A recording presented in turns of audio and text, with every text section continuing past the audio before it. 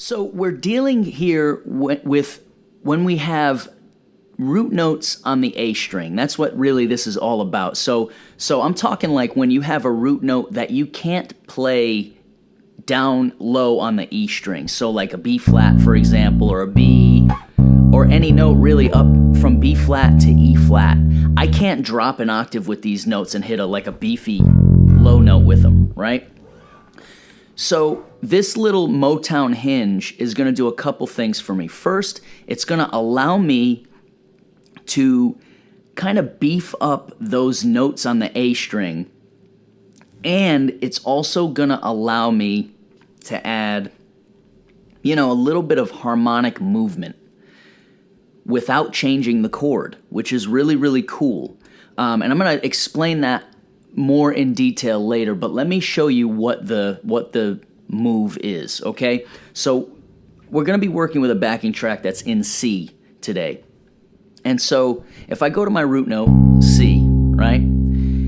If I go down a string on the same fret, okay?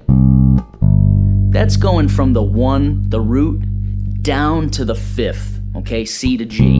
And then if I go up the scale a note, up 2 frets to that A, I get this little, you can already hear it, can't you? I get that little cell right there. Root, 5th, 6th, root. That's it, okay? Super, super simple. You've heard it a million times, right? But I love that when you're using it on these notes, you automatically get a beefy sound in order to kind of dress up the root note a little bit, rather than trying to do the root 5th octave thing,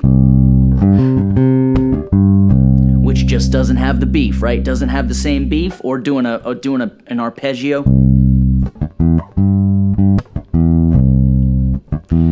It just doesn't have the beef, but this has it all day.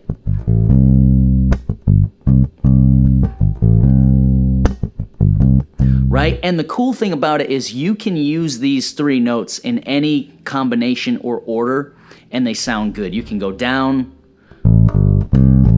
to the 5th. You can go from the 5th up to the root. Right? You can kind of, go back and forth between the 6th and the 5th. And it sounds good. It always sounds good, okay? So one thing I want you to do with this is to kind of add this little move to your repertoire by visualizing it, by being able to visualize it along with any root note. For example, if I go all the way to this E flat up here, right?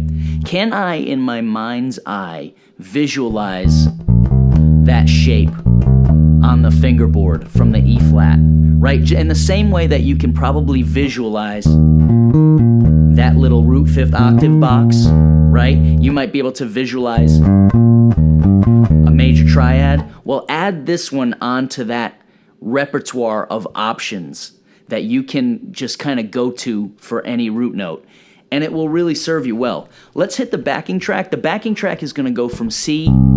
It uses the 4 chords, so 1, 4, and then it goes 1, 5, 4, 1. That's kind of how the verses work, and you're going to see me use this MOTOWN hinge on all 3 chords. The C, there it is, the F, the G, F, C, okay? And, even though if I were in the studio coming up with a bass line to this track, I probably wouldn't just use this hinge idea, this MOTOWN hinge, but, just for the sake of now, I'm going to kind of overuse it, all right? Just to see what it does and what our options are. How many of you like practicing way early in the morning? I really do. On bass, I really like practicing really early. For some reason, I feel pretty inspired at that time. Okay, anyway, just waiting for this thing to come around to the top here. Here we go. Ready? And...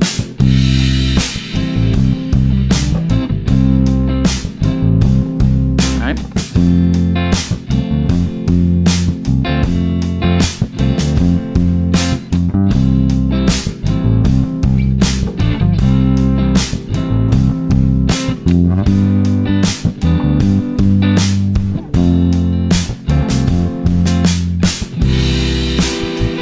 Okay, then the bridge goes to E minor. So just right there, right?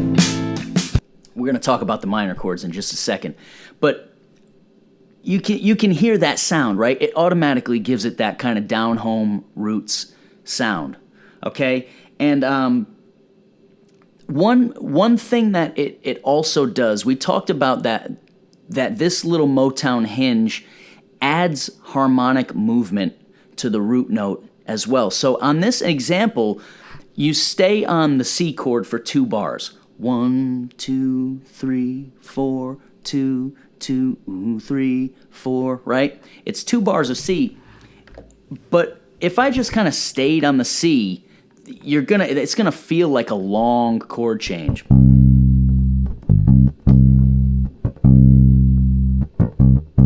Right? But this little hinge, what it does is it is adding a little 1 to 5 relationship, which is such an important thing in music, is kind of this kind of idea of resolving and then what you would call tension in music. So that really the relationship between these notes. Right? That goes all the way back to like classical music, right? This gives you the illusion that you're kind of going back and forth between those 2 chords. Boom, boom, boom, dum, boom, boom, boom, boom, dum, boom. Okay? So just that little bit of harmonic movement adds so much interest to a bass line. The other thing that you can add too on top of this little 3-note hinge is also if I kind of mix a D in there, the 2, right? So I've got the 5, 6, 1, and then the 2. I can also add a little bit more tension to the bass line. And I can add even more tension, and this is a little more of a chromatic idea, by adding the note in between the 5 and the 6 and the 1. That's a little more, you don't want to use that a ton, you know what I mean? You'd use that sparingly, but that's another little idea. But let me show you I think just that using the second on the chord is really, really powerful. Let me show you that really quick so you can hear it. Okay. Hear it?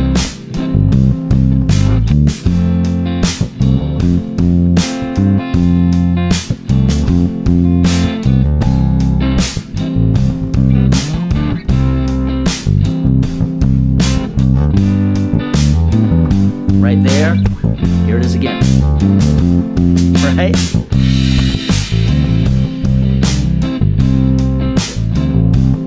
Okay, so just another little option for you. All right? And like I said, I'm kind of spamming these ideas. I wouldn't use these so much in a bass line. I would really kind of refine this and maybe I would stick on the root a little longer before I use the hinge, like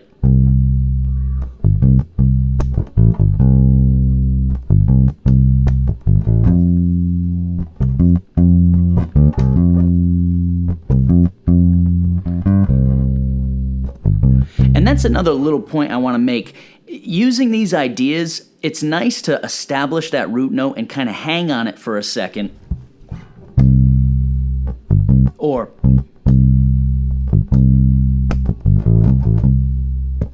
rather than going right into the hinge. Hear how kind of top-loaded that sounds? So hit the root note and kind of let it breathe for a second, and then add that harmonic movement by using this hinge. It really is a nice little addition to your bass lines. But let's talk about minor chords now, okay? Because I think this can also work on minor chords, and it's a little bit of a lesser used technique, but I still love it. So in this example, we're going to go to E minor, and then we're going to go to A minor. Okay, so for the purpose of this example, I'm going to go from E minor up to A, okay, which might not be what I would normally do on a bass line, but so E to A, and instead of the hinge being here, that's a major sound, right?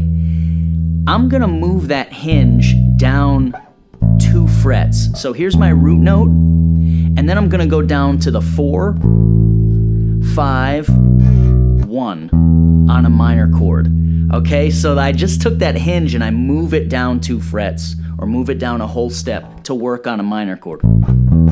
And this is gonna do that same thing where it adds beef to the sound and it adds that harmonic motion to the sound by using the 4, which, right? Okay, so you get this sound instead of just sitting on the minor chord. Check it out.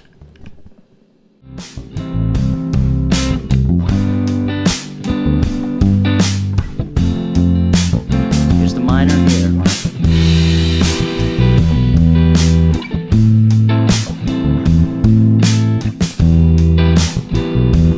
Goes to D. Check that out. There's my hinge on D.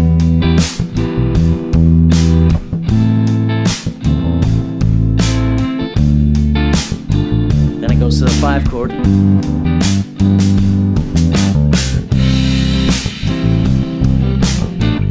All right, so just very, very interesting sounding over those minor chords as well, you know?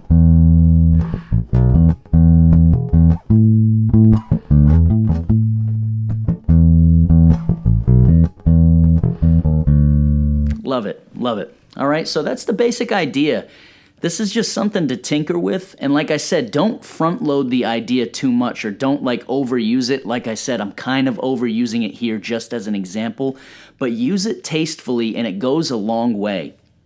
Now, one little last thing that I'm doing that you might have been wondering about is I am, you know, in this kind of style of music, I normally would mute my strings a little bit with my left hand. You might have noticed, like me, like instead of playing like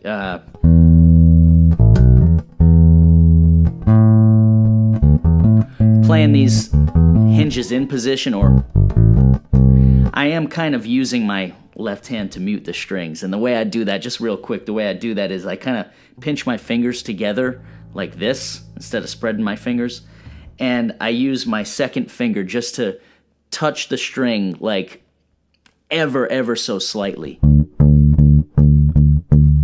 And the more I press this down on the string, and you can just experiment it. You get super muted sounds, but that's not a great sound.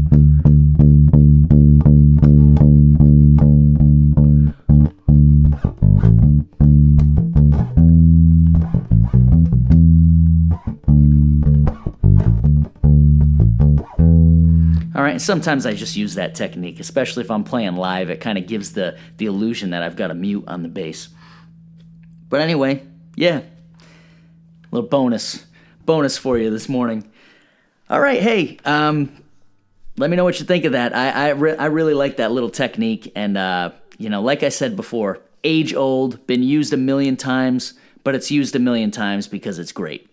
All right, so put that one in your repertoire. Play around the fretboard on these root notes that are on the A string.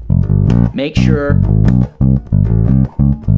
that's the major hinge, and then on the minor ones.